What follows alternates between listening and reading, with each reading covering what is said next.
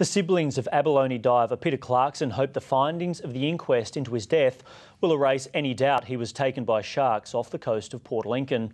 They say their brother and Howard Rod were great mates and believe the captain was too traumatised to alert authorities. For Liz Akeley and Richard Clarkson, the reality their brother Peter was never coming home was when his name was carved in this memorial.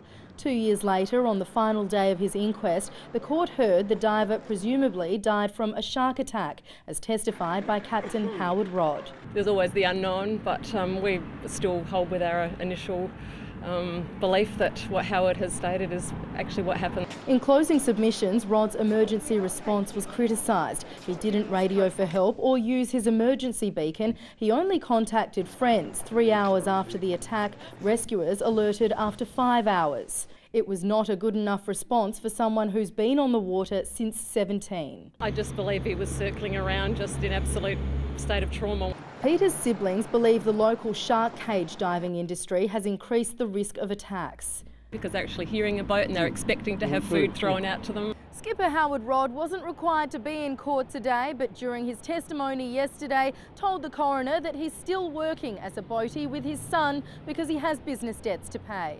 He swore to never return to the sea after his crewmate Danny Thorpe died a decade ago. The coroner will hand down his findings later. I hope that people would not be suspicious, just to lay that aside, because Peter thought the world of Howard. They were great mates.